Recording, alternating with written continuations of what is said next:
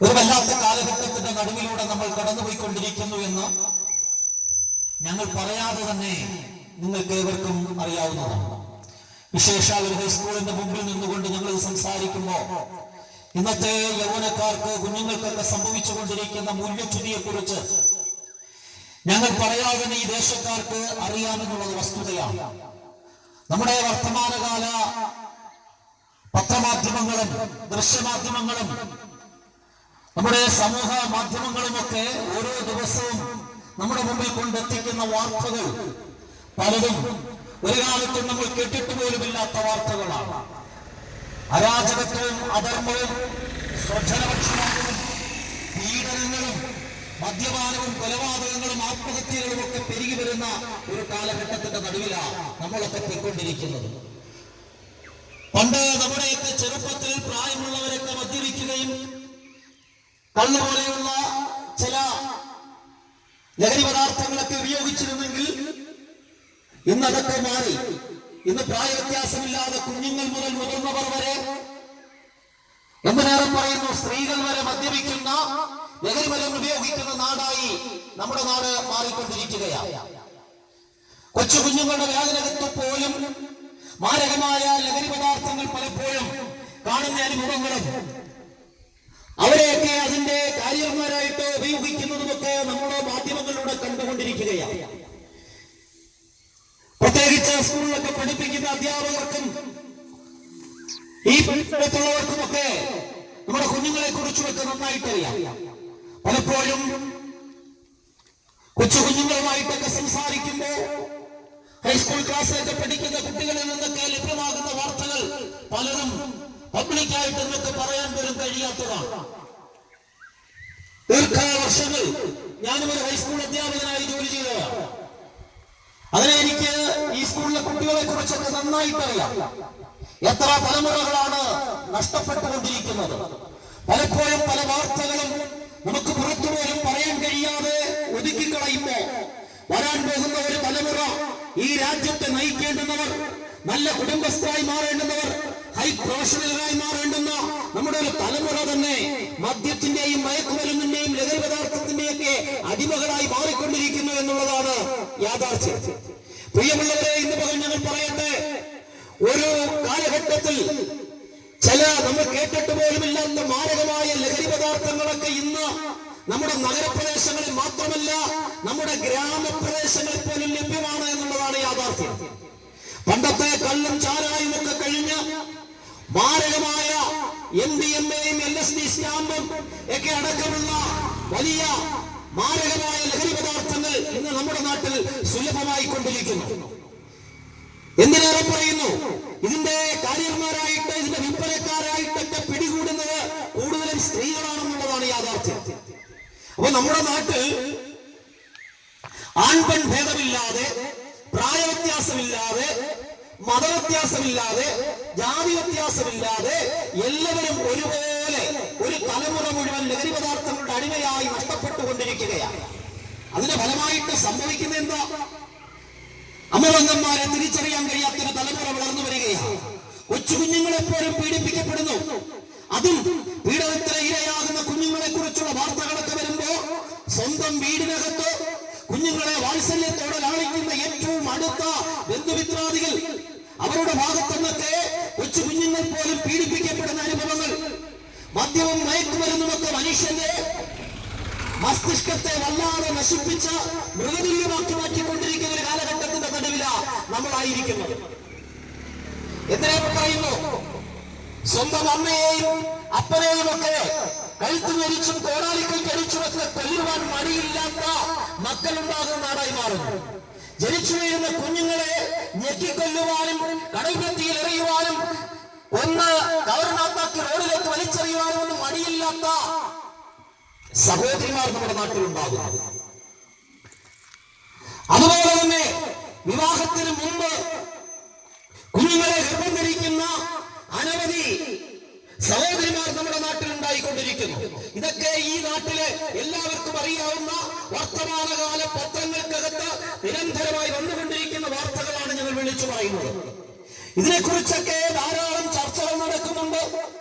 ഒത്തിരി അപ്പോൾ തന്നെ ധാർമ്മികമായ ഉപദേശങ്ങളും കൗൺസിലിംഗ് സെന്ററുകളും ഇതിൽ നിന്നൊക്കെ മനുഷ്യനെ പുറത്തു കൊണ്ടുവരുവാൻ യുവിറ്റി പോലെയുള്ള സർക്കാർ മിഷണറിയുടെ പ്രവർത്തനങ്ങളും നമ്മുടെ എക്സൈസ് ഡിപ്പാർട്ട്മെന്റിന്റെ പ്രവർത്തനങ്ങൾ, ദീക്ഷണാശാലികളായ നമ്മുടെ രാഷ്ട്രീയ പ്രവർത്തകർ നടത്തുന്ന പ്രവർത്തനങ്ങളും, നിരവധിയായ NGOയുടെ പ്രവർത്തനങ്ങൾ, നിരവധിയായ മതസംഘടനകൾ നടത്തുന്ന പ്രവർത്തനങ്ങൾ ഒക്കെ ദേശത്തുണ്ട്.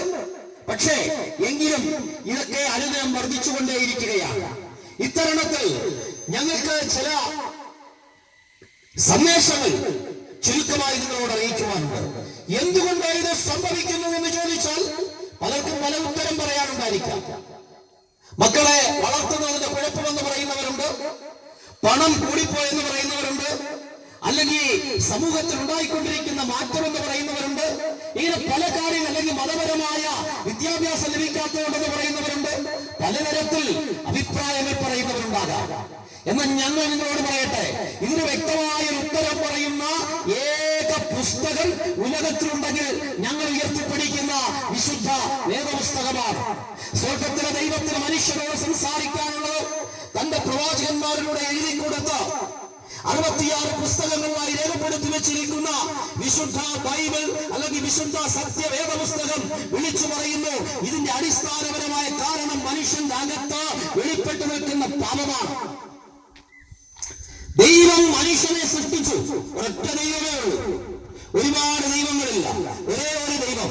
സകലത്തെയും സൃഷ്ടിച്ചവനും സകലത്തെയും ചമച്ചവനും സകലത്തെയും പരിപാലിക്കുന്നവനും സ്വയംഭൂവായവനും സകലത്തെയും നിയന്ത്രിക്കുന്നവനും സകലത്തിന്റെ മേലും അധികാരമുള്ളവനും സകലത്തെയും ന്യായം വിധിക്കുന്നവനുമായ ഒരേ ഒരു ദൈവം.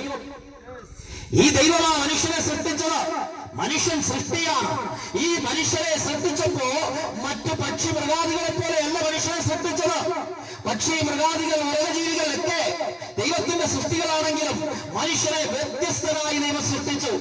വിശുദ്ധ ബൈബിൾ പറയുന്നു, മനുഷ്യനെ ദൈവം സൃഷ്ടിച്ചത് ദൈവത്തിന്റെ ഛായയിലും ദൈവത്തിന്റെ സാദൃശ്യത്തിലുമാണ് സൃഷ്ടിച്ചത്. ദൈവത്തെ പോലെ മനുഷ്യനെ സൃഷ്ടിച്ചു. എന്താണ് ദൈവത്തിന്റെ ഛായ, എന്താണ് ദൈവത്തിന്റെ സാദൃശ്യം? അത് വിശുദ്ധിയാണ്. ദൈവം വിശുദ്ധനാകയാൽ ദൈവം മനുഷ്യരെയും സൃഷ്ടിച്ചത് വിശുദ്ധനായിട്ടാണ് സൃഷ്ടിച്ചത്. ദൈവത്തിന്റെ തേജസ്, ദൈവത്തിന്റെ നന്മ, ദൈവത്തിന്റെ സ്നേഹത്തിന്റെ പൂർണ്ണതയൊക്കെ പകർന്ന് മനുഷ്യനെ ദൈവം ഭൂമിയിൽ സൃഷ്ടിച്ചു. ഈ മനുഷ്യന് മതമില്ലായിരുന്നു. മതമില്ലാത്തൊരു മനുഷ്യനെയാണ് ദൈവം സൃഷ്ടിച്ചത്. ജാതിയില്ലാത്തൊരു മനുഷ്യനെയാണ് ദൈവം സൃഷ്ടിച്ചത്.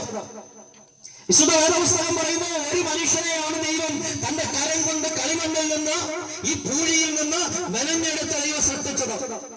ആ മനുഷ്യന്റെ അകത്തേക്കാണ് ദൈവം തന്റെ ജീവനെ പകർന്നത്. ഒരു മനുഷ്യനെ ദൈവം സൃഷ്ടിച്ചു. ആ മനുഷ്യന്റെ സന്തതി പരമ്പരകളാണ് ഭൂമിയിൽ ഉണ്ടായിട്ടുള്ള സകല മനുഷ്യരും. ഇത് ഞാൻ പറയുമ്പോ നമ്മുടെ പല ഫിലോസഫികളും ഇങ്ങനെ പറയുന്നുണ്ട്, ദൈവം പലതരത്തിലുള്ള മനുഷ്യനെ സൃഷ്ടിച്ചു. ദൈവത്തിന്റെ ശിരസിൽ നിന്നൊരു ഭാഗത്തെയും ദൈവത്തിന്റെ നെഞ്ചിൽ നിന്നൊരു ഭാഗത്തെയും ദൈവത്തിന്റെ അരയിൽ നിന്ന് മറ്റൊരു ഭാഗത്തെയും ദൈവത്തിന്റെ പാദത്തിൽ നിന്ന് മറ്റൊരു ഭാഗത്തെയും സൃഷ്ടിച്ചു. അങ്ങനെ പല വ്യത്യസ്ത വിഭാഗക്കാരെ സൃഷ്ടിച്ചു എന്നൊക്കെ പറയുന്ന ഫിലോസഫികളുണ്ട്. അതുകൊണ്ട് ശിരസിൽ നിന്ന് സൃഷ്ടിച്ചവൻ പാദത്തിൽ നിന്ന് സൃഷ്ടിച്ചവന്റെ മേൽ അധികാരം നടത്തുന്ന അനുഭവമൊക്കെ ഉണ്ട് എന്ന് പറയുന്ന ഫിലോസഫികൾ പരക്കുന്ന ഈ നാട്ടിൽ നിന്നുകൊണ്ട് വിശുദ്ധ വേദപുസ്തകത്തെ ഉയർത്തി ഞങ്ങൾ പറയുന്നു, ദൈവം ഒരു മനുഷ്യനെ സൃഷ്ടിച്ചു.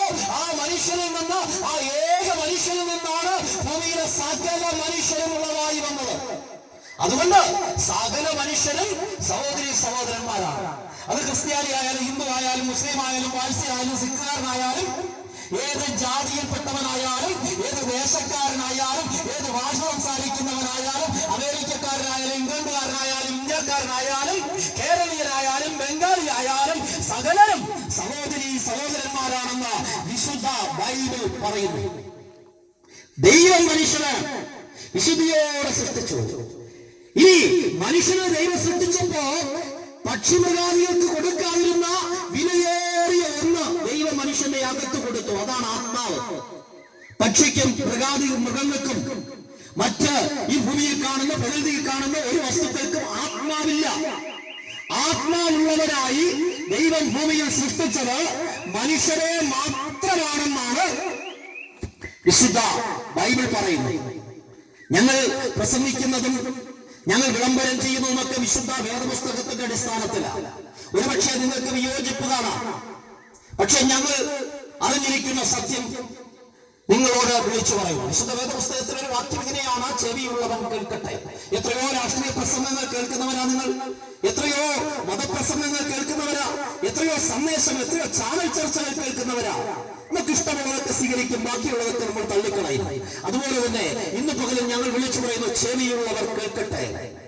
ദൈവം മനുഷ്യന്റെ അകത്തൊരാത്മാവിനെ കൊടുത്തു, പക്ഷിമൃഗാദികൾക്ക് കൊടുക്കാത്തൊരാത്മാവ്. ഈ ആത്മാവിനെ കുറിച്ച് ബൈബിൾ എന്താ പറഞ്ഞിരിക്കുന്നത് അറിയാമോ? വിലയേറിയ ഒരു ആത്മാവ്, മുഴു ലോകത്തെക്കാളും വിലയുള്ള ആത്മാവ്. അംബാനിയുടെ സകല സ്വത്തും കൂട്ടിവെച്ചാലും, ഇവിടുത്തെ സകല കോടീശ്വരന്മാരുടെ സകല സ്വത്തും കൂട്ടിവെച്ചാലും, ഈ ലോകത്തിലെ മുഴുവൻ സമ്പത്തും ഒരുമിച്ച് ചേർത്താലും മനുഷ്യന്റെ ആത്മാവിന്റെ വിലയാകില്ല എന്നാണ് ബൈബിൾ പറയുന്നത്. അത്ര വിലയുള്ള ഒരു ആത്മാവിനെയാ ദൈവം മനുഷ്യന്റെ അകത്ത് കൊടുത്തത്. അതുകൊണ്ട് മനുഷ്യൻ ദൈവത്തിന്റെ സൃഷ്ടിയിൽ ഏറ്റവും ശ്രേഷ്ഠനായി നിൽക്കുകയാണ്. രണ്ട് കാലിൽ നിൽക്കുന്നത് കൊണ്ട് മാത്രമല്ല മനുഷ്യൻ ശ്രേഷ്ഠനായത്. മനുഷ്യൻ ശ്രേഷ്ഠനായത് മറ്റാർക്കും ലഭിക്കാത്തൊരാത്മാവ് അവന്റെ അകത്ത് ദൈവം കൊടുത്തത് കൊണ്ടാണ്. എന്തിനാ ആത്മാവിനെ കൊടുത്തതെന്നറിയാമോ? ബൈബിൾ പറയുന്നു ദൈവം ആത്മാവാകുന്നു. മനുഷ്യരാരും കണ്ടിട്ടില്ലാത്തവരും കാണാൻ കഴിയാത്തവരുമാണ് ദൈവം. ദൈവത്തെ ആരും കണ്ടിട്ടില്ല. ദൈവം ആത്മാവാണ്. ആത്മാവായ ദൈവം തന്റെ ഛായയായ ആത്മാവിനെ മനുഷ്യന്റെ അകത്ത് കൊടുത്തു. എന്തിനാണ്? മനുഷ്യന് ദൈവത്തോടുള്ള ബന്ധത്തിൽ ജീവിക്കാനാ. ദൈവത്തോടുള്ള കൂട്ടായ്മയിൽ, ദൈവത്തോടുള്ള ബന്ധത്തിൽ, ദൈവത്തോടുള്ള സഹിത്വത്തിൽ ജീവിക്കുവാൻ ദൈവം മനുഷ്യന്റെ അകത്ത് ആത്മാവിനെ കൊടുത്തു. ഒരു മനുഷ്യന് ദൈവത്തോട് ബന്ധപ്പെടാൻ കഴിയുന്നവന്റെ ആത്മാവിലൂടെയാണ്. അങ്ങനെ മനുഷ്യന്റെ അകത്ത് ഒരു ആത്മാവിനെ പകർന്നു. അങ്ങനെ ദൈവത്തോടുള്ള കൂട്ടായ്മയിൽ ജീവിക്കുവാൻ ദൈവം മനുഷ്യനെ സൃഷ്ടിച്ചു. എന്നാൽ പ്രിയപ്പെട്ടവരെ, ഞങ്ങൾ നിങ്ങളോട് വിളിച്ചു പറയട്ടെ, ദൈവത്തോടുള്ള സഹിത്വത്തിൽ, ദൈവത്തോടുള്ള കൂട്ടായ്മയിൽ, ദൈവത്തോടുള്ള ആ സന്തോഷത്തിലും സ്നേഹത്തിലും നിൽക്കുവാൻ മനുഷ്യൻ തയ്യാറാകാതെ തന്റെ സ്വന്തം ഇച്ഛയ്ക്കകത്ത്, സ്വന്തം താല്പര്യത്തിനകത്ത് നന്മയും തിന്മയും ഒക്കെ സ്വയം തിരിച്ചറിയുവാൻ ശ്രമിച്ചപ്പോ ദൈവത്തോടുള്ള അവന്റെ കൂട്ടായ്മ നഷ്ടപ്പെട്ടു. ഇതിനെ ബൈബിൾ വിളിക്കുന്ന പേരാണ് പാപം. അങ്ങനെ മനുഷ്യന്റെ അകത്ത് പാപം പ്രവേശിച്ചു. പാപം എന്ന് പറയുന്നത് ഒരു മനുഷ്യന് ദൈവത്തോടുള്ള ബന്ധം നഷ്ടപ്പെടുന്നതാണ് പാപം. ദൈവത്തോട് ബന്ധമില്ലാത്ത മനുഷ്യരെയാണ് പാപി എന്ന് വേദപുസ്തകം വിളിക്കുന്നത്. അങ്ങനെ മനുഷ്യന് ദൈവത്തോട് ബന്ധമില്ലാതായി. അങ്ങനെ ദൈവത്തോട് ബന്ധമില്ലാത്ത മനുഷ്യനാണ് പാപം അവന്റെ അകത്ത് പ്രവേശിച്ചു. പാപം പ്രവേശിച്ചപ്പോൾ അവന്റെ ആത്മാവ് മരിച്ചുപോയി, മൃതാവസ്ഥയിലായി. ദൈവത്തോടുള്ള ബന്ധം നഷ്ടപ്പെട്ടപ്പോ വിലയേറിയ ആത്മാവിനെ അവന്റെ അകത്ത് ദൈവം കൊടുത്തു. ആ ആത്മാവിനെ കൊടുത്തതിനെ കുറിച്ചൊക്കെ പറയുമ്പോ ഇങ്ങനെയാണ് വേദപുസ്തകം പറയുന്നത്: അവന്റെ നാസാരന്ധ്രങ്ങളിലേക്ക് ജീവശ്വാസം ഊതി. ദൈവത്തിന്റെ ജീവശ്വാസം അവന്റെ നാസാരന്ധ്രങ്ങളിലേക്ക് ഊതി. അവന്റെ അകത്ത് ദൈവം പകർന്നതാണ് ജീവൻ. ആ ജീവനെ കുറിച്ച് വേദപുസ്തകം പറയുന്നത് നിത്യജീവനാണ്. പക്ഷിക്കോ അല്ലെങ്കിൽ ഇവിടുത്തെ മൃഗങ്ങൾക്കോ ഉള്ള ജീവനല്ല മനുഷ്യന് ദൈവം കൊടുത്തത്. അത് നിത്യജീവനാണ്. നിത്യനായ ദൈവത്തോടൊപ്പം ചേർന്ന് ജീവിക്കുവാൻ മനുഷ്യന്റെ അകത്ത് പകർന്നതാണ് നിത്യജീവൻ. ഈ നിത്യജീവനുള്ള മനുഷ്യൻ ദൈവത്തിൽ നകന്നു പോയപ്പോ അവന്റെ ആത്മാവ് മൃതാവസ്ഥയിലായി. അന്ന് മുതൽ ഇന്നു വരെ ഭൂമിയിൽ ജനിക്കുന്ന സകല മനുഷ്യനും, ആദാം എന്ന് പറയുന്ന ആദിമ മനുഷ്യന്റെ സന്തതി പരമ്പരയായി ഭൂമിയിൽ ജനിക്കുന്ന സകല മനുഷ്യനും പാപത്തോടെ ജനിക്കുകയാണ്. ആദാമിൽ പാപം പ്രവേശിച്ചു. അവൻ ദൈവത്തോട് ബന്ധമില്ലാത്തവനായി അവന്റെ ആത്മാവ് മൃതാവസ്ഥയിലായെങ്കിൽ അന്ന് മുതൽ ഇന്ന് വരെ ഭൂമിയിൽ ജനിക്കുന്ന സകല മനുഷ്യനും പാപത്തോടെ ജനിക്കുകയാണ്. ഏത് കുടുംബത്തിൽ ജനിച്ചാലും, ക്രിസ്തീയ കുടുംബത്തിൽ ജനിച്ചാലും, ഹൈന്ദവ കുടുംബത്തിൽ ജനിച്ചാലും, മുസ്ലിം കുടുംബത്തിൽ ജനിച്ചാലും, ഇനി ഏതെങ്കിലുമൊക്കെ വിദേശ രാജ്യങ്ങളിൽ ജനിച്ചാലും, ഇനി കേരളത്തിൽ ജനിച്ചാലും, വിദ്യാസമ്പന്നരുടെ വീട്ടിൽ ജനിച്ചാലും, കൊട്ടാരത്തിൽ ജനിച്ചാലും, ഇനി താഴെ കുടിലിൽ ജനിച്ചാലും, വേദപുസ്തകം പറയുന്നു അവൻ പാപിയായിട്ടാ ജനിക്കുന്നത്. ഇവിടെ ജനിക്കുന്ന ഒരു കുഞ്ഞിനും മതമില്ല. നമ്മുടെ കേരളത്തില് അറിയപ്പെടുന്ന ഗുരുവര്യനായിട്ടുള്ള ശ്രീനാരായണ ഗുരു പറഞ്ഞു, മതമേതായാലും മനുഷ്യൻ നന്നായാ മതി. പ്രിയമുള്ളവരെ, ഇന്ന് മകൾ ഞങ്ങൾ വിളിച്ചു പറയട്ടെ, ഇവിടെ ജനിക്കുന്ന ഒരു കുഞ്ഞിനും മതമില്ലെന്നേ. എനിക്ക് മതമുണ്ടായത് എന്റെ അപ്പന്റെ അമ്മയുടെ മതമാണ് എന്റെ മേൽ ചാർത്തപ്പെട്ടത്. ഞങ്ങളുടെ കൂടെയുള്ള ഷിഹാബുദ്ദീന്റെ മേൽ ചാർത്തപ്പെട്ടത് അദ്ദേഹത്തിന്റെ വാപ്പയുടെയും ഉമ്മയുടെയും മതമാണ് അദ്ദേഹത്തിന്റെ മേൽ ചാർത്തപ്പെട്ടത്. ഞങ്ങളുടെ കൂടെയുള്ള പ്രിയ മുരളിയുടെ മേൽ ചാർത്തപ്പെട്ടത് അദ്ദേഹത്തിന്റെ അച്ഛന്റെ അമ്മയുടെയും മതമാണ് ചാർത്തപ്പെട്ടത്. ഇവിടെ മതമില്ലാതെ ആ സകല കുഞ്ഞുങ്ങളും ജനിച്ചു വീഴുന്നത്. നമ്മളാണ് മതത്തിന്റെ ചാർത്ത മനുഷ്യന്റെ മേൽ കുത്തിയത്. ഇന്ന് പകൽ ഞങ്ങൾ വിളിച്ചു പറയട്ടെ, മതമില്ലാതെ ഇവിടെ ജനിക്കുന്ന മനുഷ്യൻ ഇങ്ങനെ മതം ചാർത്തി കൊടുക്കും. എന്താ ഈ മതം? മതം എന്ന് പറയുന്നത് ദൈവത്തിൽ നിന്ന് അകന്നുപോയ മനുഷ്യര് ദൈവത്തോടൊന്ന് ബന്ധപ്പെടുവാൻ അവൻ കണ്ടുപിടിച്ച മാർഗങ്ങളാണ് മതങ്ങൾ. അവൻ എന്തിനെയൊക്കെ ഭയപ്പെട്ടുവോ, അവൻ എന്തിനെയൊക്കെ ആരാധിച്ചുവോ, അവന്റെ മനസ്സിലെ സങ്കല്പം അനുസരിച്ച് അവൻ ചില ഈശ്വര സങ്കല്പങ്ങൾ ഉണ്ടാക്കി, അതിനൊക്കെ ചില രൂപങ്ങളൊക്കെ പകർന്ന് അവൻ ആരാധിക്കുവാൻ തുടങ്ങി. അതിനൊക്കെ വേണ്ടി അവൻ ക്ഷേത്രങ്ങൾ ഉണ്ടാക്കി, ആരാധനാലയങ്ങൾ ഉണ്ടാക്കി, ആരാധനാ വിധികൾ ഉണ്ടാക്കി, കർമ്മങ്ങൾ ഉണ്ടാക്കി, ആചാരങ്ങൾ ഉണ്ടാക്കി. അങ്ങനെ ആരംഭിച്ച ഗോത്ര മതങ്ങളുടെ ആധുനിക രൂപങ്ങളാ ഇവിടെ കാണുന്ന സകല മതങ്ങളും. ക്രിസ്തീയ മതം ഉൾപ്പെടെ ഇവിടെ കാണുന്ന സകല മതങ്ങളും പഴയ ഗോത്ര മതങ്ങളുടെ പുനരാവിഷ്കരണമാണ്, അതിന്റെ ആധുനികവൽക്കരണമാണെന്ന് പറയുവാൻ ഞങ്ങൾക്ക് യാതൊരു മടിയുമില്ല. ഞങ്ങൾ പ്രസംഗിക്കുന്നത് യേശുക്രിസ്തുവിനെ കുറിച്ചാണ്. യേശുക്രിസ്തു ഒരു മതവും സ്ഥാപിച്ചിട്ടില്ല. യേശുക്രിസ്തു വന്നത് മതം സ്ഥാപിക്കുവാനുമല്ല. പ്രിയമുള്ളവരെ, ദൈവത്തിൽ നകന്നുപോയ മനുഷ്യൻ ദൈവത്തോട് ബന്ധപ്പെടുവാൻ നിരവധി കർമ്മങ്ങൾ, ആചാരങ്ങൾ, അനുഷ്ഠാനങ്ങൾ, മതപരമായ ചട്ടക്കൂടിനകത്ത് ഉത്സവങ്ങൾ, പെരുന്നാളുകൾ, നോമ്പുകൾ, റാസകൾ, ഇങ്ങനെ വലിയ അമ്പരചുംബിയായ ക്ഷേത്രങ്ങൾ, ആലയങ്ങളൊക്കെ ചെയ്തുണ്ടാക്കി. പക്ഷേ അതുകൊണ്ടൊന്നും അവന് ദൈവത്തോട് ബന്ധപ്പെടാൻ കഴിഞ്ഞില്ല.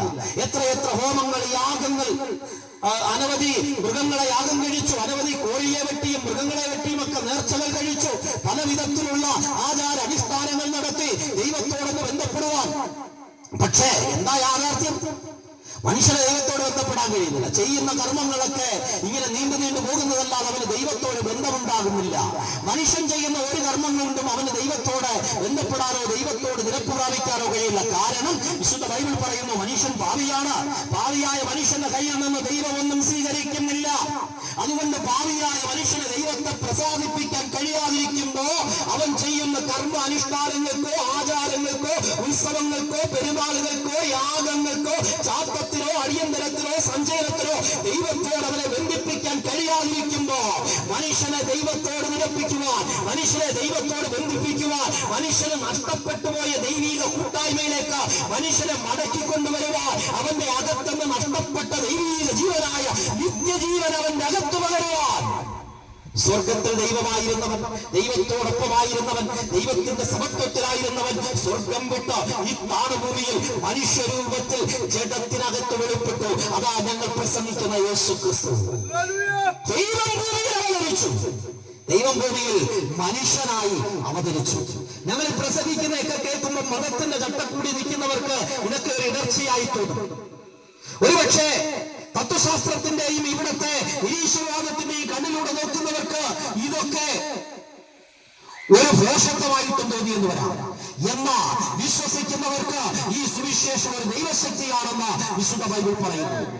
ഇന്ന് പകൽ ഞങ്ങൾ നിങ്ങളോട് വിളിച്ചു പറയട്ടെ, യേശു ആരായിരുന്നു എന്ന ചോദ്യത്തിന് ഒരൊറ്റ ഉത്തരവേ ഉള്ളൂ. അവൻ ദൈവമായിരുന്നു, സമ്പൂർണമായി ദൈവമായിരുന്നു. ദൈവത്തിന്റെ മഹത്വത്തിനകത്ത് തേജസ്സിനകത്ത് വസിച്ചവൻ, മനുഷ്യനെ സ്നേഹിച്ച് ഒരു പ്രയോജനമില്ലാത്ത ബലഹീനനായ, യാതൊരു പ്രയോജനമില്ലാത്ത മനുഷ്യനെ തേടി ഭൂമിയിലേക്ക് വന്നവനാണ് യേശു ക്രിസ്തു.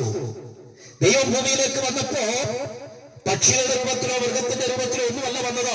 ദൈവം ഭൂമിയിലേക്ക് വന്നപ്പോ ദൈവം ഭൂമിയിൽ അവതരിച്ചത് മനുഷ്യനായിട്ടാണ് അവതരിച്ചു. കാരണം എന്താണെന്നറിയാമോ? മനുഷ്യനെ പാപത്തിൽ നിന്ന് പുറത്തു കൊണ്ടുവരുവാൻ, മനുഷ്യനെ വീണ്ടെടുക്കുവാൻ, മനുഷ്യന്റെ അകത്ത് നിത്യജീവൻ പകരുവാൻ ഒരു പൂർണ്ണ മനുഷ്യന് മാത്രമേ കഴിയുകയുള്ളൂ. അതുകൊണ്ട് പൂർണ്ണ ദൈവമായിരുന്നവൻ പൂർണ്ണ മനുഷ്യനായി ഭൂമുഖത്തേക്ക് വന്ന് നമ്മളുള്ളവരെ പോലെ ഭൂമിയിൽ വസിച്ചു. നാം കടന്നു പോകുന്ന സകല ബലഹീനതകളിലൂടെയും, നാം കടന്നു പോകുന്ന പ്രതിസന്ധികളിലൂടെയും പ്രതികൂലങ്ങളിലൂടെയും ഒക്കെ യേശു കടന്നുപോയി. ഒറ്റ കാര്യത്തിലേ ഉള്ളൂ യേശുവും നമ്മളും തമ്മിലുള്ള വ്യത്യാസം. യേശു പൂർണ്ണ മനുഷ്യനായിരുന്നു, പക്ഷേ നാം ഒക്കെ പാപത്തിൽ വീണുപോയ മനുഷ്യരാണ്. അതുകൊണ്ട് തന്നെ യേശുവിൽ പാപമില്ലായിരുന്നു. ദൈവമായിരുന്നവൻ, പാപമില്ലാത്ത പരമപരിശുദ്ധനായ ദൈവം, പാപത്തെക്കുറിച്ച് ആർക്കും ബോധ്യം വരുത്താൻ കഴിയാത്തവൻ, പാപത്തെക്കുറിച്ച് ചിന്തിച്ചിട്ടില്ലാത്തവൻ, ജന്മം കൊണ്ടോ കർമ്മം കൊണ്ടോ പാപത്തിന്റെ ലവലേശം പോലും ജീവിതത്തിൽ ഇല്ലാതിരുന്ന യേശു ക്രിസ്തു ഭൂമുഖത്തേക്ക് വന്നു എന്ന് മാത്രമല്ല, മനുഷ്യന്റെ മുഴുവൻ പാപവും യേശു സ്വന്തം ശരീരത്തിൽ ഏറ്റെടുത്തു. ഞങ്ങൾ പ്രസംഗിക്കുന്ന സുവിശേഷത്തിന്റെ പ്രസക്തി അതാണ്. ദൈവം മനുഷ്യനായി ഭൂമിയിൽ അവതരിച്ചു എന്ന് മാത്രമല്ല, മനുഷ്യന്റെ മുഴുവൻ പാപവും സ്വന്തം ശരീരത്തിൽ യേശു വഹിക്കുവാനിടയായി തീർന്നു. ഇവിടെ ഒരുപാട് ഗുരുക്കന്മാർ വന്നിട്ടുണ്ട്, ഒത്തിരി ധാർമ്മിക ഉപദേശങ്ങൾ പഠിപ്പിച്ചിട്ടുണ്ട്. എല്ലാവരും നന്മയാ പഠിപ്പിച്ചത്, എല്ലാ മതങ്ങളും നന്മയാ പഠിപ്പിച്ചത്. പക്ഷേ ഒരു മതാചാര്യന്മാരും ഗുരുക്കന്മാരും മനുഷ്യന്റെ പാപത്തെ, അതെ എന്റെ പാപത്തെ സ്വന്തം ശരീരത്തിൽ വഹിക്കാൻ തയ്യാറാകാതിരിക്കുമ്പോ സ്വർഗം വിട്ട് താണഭൂമിയിലേക്ക് ഇറങ്ങി വന്ന ദൈവപുത്രനായ യേശു ക്രിസ്തു എന്റെ മുഴുവൻ പാപവും, എന്നെ കേൾക്കുന്ന സഹോദര സഹോദരി, എന്നെ കേൾക്കുന്ന ദേശനിവാസികളെ, നമ്മുടെ മുഴുവൻ പാപം യേശു സ്വന്തം ശരീരത്തിൽ വഹിച്ചുകൊണ്ട് കാൽവരിയിൽ യേശു മാനവ കുലത്തിന്റെ പാപത്തിന് എന്നേക്കുമായി പരിഹാരം വരുത്തി. യേശു ക്രിസ്തു മനുഷ്യന്റെ പാപത്തിന് പരിഹാരം വരുത്തി. അതിനെക്കുറിച്ച് പറയുമ്പോ പാപത്തിന്റെ പരിഹാരം എങ്ങനെയാ വരുന്നത്? വിശുദ്ധ ബൈബിൾ അതിന് പറയുന്നത് പാപത്തിന്റെ പരിഹാരം എന്ന് പറയുന്നത് മരണമാണ്. അതിന് വേദപുസ്തക ഭാഷ ഇങ്ങനെയാണ്: പാപത്തിന്റെ ശമ്പളം മരണമത്രേ. പാപിയായ മനുഷ്യൻ മരിക്കണം. മരണത്തെ തന്നെ മൂന്നായി നിർവഹിച്ചിട്ടുണ്ട്: ആത്മീക മരണം, ശാരീരിക മരണം, അതുപോലെ തന്നെ നിത്യമരണം. എല്ലാം വിസ്തരിക്കാനുള്ള സമയം പോരാത്തതുകൊണ്ട് വേഗത്തിൽ ഞാൻ വരാം. അങ്ങനെ മനുഷ്യന്റെ അകത്ത് പാപം മൂലം പ്രവേശിച്ച മരണത്തെ യേശു സ്വന്തം ശരീരത്തിൽ ഏറ്റെടുത്തുകൊണ്ട് മനുഷ്യനെ പാപത്തിൽ നിന്ന് വിടുവിപ്പാനിടയായി തീർന്നു.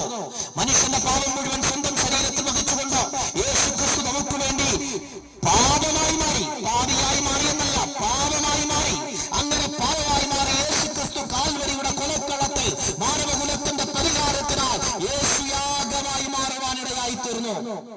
ഗബദാ മുതൽ ഗോൽഗോഥ വരെ യേശു ക്രിസ്തു സഹിച്ച ബന്ധപ്പാടുകളും കഷ്ടപ്പാടുകളും പച്ചപ്പൈമരം കുരിശും എടുത്തുകൊണ്ട് വീണ്ടും എഴുന്നേറ്റും നീങ്ങി കാൽവരിയുടെ മരക്കുരിശിൽ 3 ആണികളിന്മേൽ തൂങ്ങി മനുഷ്യനെ തോന്നാത്തവണ്ണം വിരൂപരാക്കപ്പെട്ട് ഒരു മാംസമുണ്ടം പോലെ തൂങ്ങിക്കിടന്നത്, ആ തലയിൽ ആഞ്ഞടിച്ചു കയറ്റിയ ആ മുൾമുടിയും ശരീരമാകെ ഉടവുചാൽ കീറുന്നത് പോലെ അടിച്ചു കീറപ്പെട്ട ആ തന്റെ ശരീരത്തിന്റെ തകർച്ചകളും നമ്മോട് വിളിച്ചു പറയുന്ന: മനുഷ്യ, നിന്റെ സകല പാപത്തിന്റെയും പരിഹാരത്തിനായി യേശു കാൽവരിയിൽ മരിച്ചു. തന്റെ വേദനയുടെ ആധിക്യത്തിൽ അങ്ങനെ മരക്കുരിശിൽ കടന്നുകൊണ്ട് മരണത്തോടടുക്കുമ്പോൾ യേശു വിളിച്ചു പറഞ്ഞു: സകലതും നിവർത്തിയായി. പാപത്തിന്റെ പരിഹാരത്തിനായി ഒന്നും അവശേഷിപ്പിക്കാതെ, ഇനിയൊരു കർമ്മങ്ങളോ ആചാരങ്ങളോ യാഗങ്ങളോ ഒന്നും അവശേഷിപ്പിക്കാതെ സകലത്തിലും യേശു നിവർത്തിയാക്കിക്കൊണ്ട് സകല കർമ്മമാർഗത്തെയും അവസാനിപ്പിച്ചുകൊണ്ട് യേശു പാപത്തിന്റെ പരിഹാരം ചെയ്തു. അതുകൊണ്ട് ഇന്ന് പകൽ ഞങ്ങൾ നിങ്ങളോട് വിളിച്ചു പറയട്ടെ, നിങ്ങൾക്ക് ദൈവത്തോട് നിരപ്പാകുവാൻ പാപമോചനത്തിന് ഒരൊറ്റ മാർഗമേ ഉള്ളൂ: യേശു ക്രിസ്തുവിൽ വിശ്വസിക്കുക. ഞങ്ങൾ പ്രസംഗിക്കുന്നത് കർമ്മമാർഗമല്ല. അതുകൊണ്ടാണ് ഞങ്ങൾ പറയുന്നത് ഒരു മതമല്ലെന്ന്. മതങ്ങൾ കർമ്മങ്ങളെ കുറിച്ച് പഠിപ്പിക്കുമ്പോ ഞങ്ങൾ വിളിച്ചു പറയുന്നു ഇത് വിശ്വാസത്തിന്റെ മാർഗമാണ്. ക്രിസ്തുവിലുള്ള വിശ്വാസത്താൽ സൗജന്യമായി പാപമോചനവും വീണ്ടെടുപ്പും നിത്യജീവനും നിത്യമായ സ്വർഗവും നിത്യമായ സന്തോഷവും നിത്യമായ സമാധാനവും നിങ്ങൾക്ക് ലഭ്യമാവുകയാണ്. അവരെ കൈക്കൊണ്ട് അവന്റെ നാമത്തിൽ വിശ്വസിക്കുന്ന ഏവർക്കും ദൈവമക്കളാകുവാൻ അവൻ അധികാരം കൊടുത്തുവെന്ന വേദപുസ്തകം പറയുന്നത്. 1-2 വാക്യങ്ങൾ കൂടി ഞങ്ങൾ പറയാം. ഇങ്ങനെ പറയുന്നു: അവന്റെ പുത്രനായ യേശുവിന്റെ രക്തം സകല പാപവും പോക്കി നമ്മെ ശുദ്ധീകരിക്കുന്നു. ഏത് കൊടും പാപിക്കും, ഏത് കുറ്റവാളിക്കും, ആരും ക്ഷമിക്കാത്ത പാപവുമായി ജീവിക്കുന്ന പ്രിയ സഹോദര സഹോദരി, പാപം ക്ഷമിച്ചു കിട്ടുന്ന ഒരിടം ഉലകത്തിലുണ്ടെങ്കിൽ ഞങ്ങൾ പ്രസംഗിക്കുന്ന യേശു ക്രിസ്തുവിന്റെ സന്നിധിയാണ്. അവിടെ ക്ഷമിച്ചു കിട്ടാത്ത ഒരു പാവവുമില്ല. അപ്പൻ ക്ഷമിക്കാത്ത, അമ്മ ക്ഷമിക്കാത്ത, കോടതികൾ ക്ഷമിക്കാത്ത, ജയിലറകൾ ക്ഷമിക്കാത്ത, പാപത്തെ ക്ഷമിച്ചു തരുന്ന ഒരിടം ഉലകത്തിലുണ്ട്. അത് ഞങ്ങൾ പ്രസംഗിക്കുന്ന യേശു ക്രിസ്തുവാണ്. യേശു ക്രിസ്തു പാപത്തെ പരിഹരിച്ച മനുഷ്യന് നിത്യജീവൻ പകർന്നു. യേശു നിത്യജീവനായിരുന്നു. അവൻ സത്യദൈവവും നിത്യജീവനുമായിരുന്നു എന്ന് വേദപുസ്തകം പറയുന്നു. യേശുവിന്റെ ജീവൻ നമ്മുടെ അകത്തേക്ക് പകർന്നു. നമ്മുടെ ഉള്ളിൽ വരുന്ന പാപത്തെ യേശു ഏറ്റെടുത്തിട്ട് യേശുവിനുണ്ടായിരുന്ന നിത്യജീവനെ നമ്മുടെ അകത്തേക്ക് പകർന്നു. നിത്യനായ ദൈവത്തോടൊപ്പം വസിക്കുവാനുള്ള ആ അവകാശമാണ് നിത്യജീവൻ. ആ നിത്യജീവൻ നമ്മുടെ അകത്തേക്ക് പകരുവാനിടയായി തീർന്നു. ഇത് സൗജന്യമാണ്. ഇതിന് നേർച്ച വേണ്ട, കാഴ്ച വേണ്ട, തീർത്ഥാടനം വേണ്ട, പെരുന്നാൾ വേണ്ട, ഉത്സവം വേണ്ട, ഒന്നും വേണ്ട.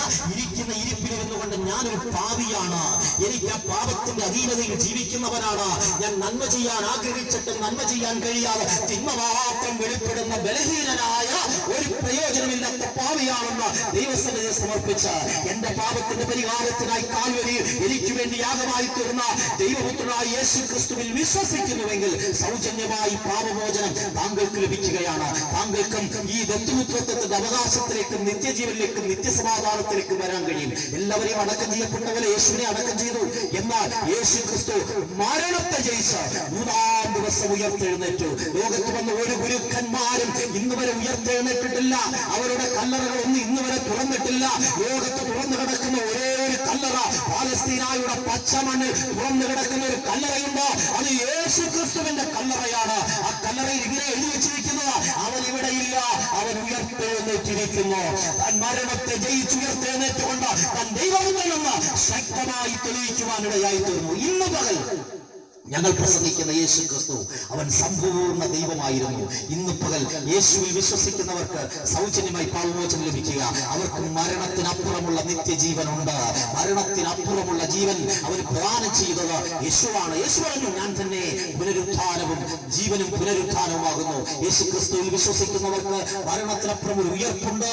നിത്യനായ ദൈവത്തോടുള്ള നിരന്തരമായി നിത്യനായ ദൈവത്തോട് യുഗായുഗങ്ങൾ വസിക്കാൻ കഴിയുന്ന നിത്യമായ പ്രത്യാശയുണ്ട്. ഈ പ്രത്യാശയിലേക്ക്, ഈ നിത്യജീവനിലേക്ക്, നിത്യസന്തോഷത്തിലേക്ക്, നിത്യസമാധാനത്തിലേക്ക് നിങ്ങളെ ക്ഷണിച്ചുകൊണ്ട് വാക്കുകൾക്ക് വിരാമം കുറിക്കുന്നു. ദൈവം നമ്മെ സഹായിക്കട്ടെ, അനുഗ്രഹിക്കുന്നു.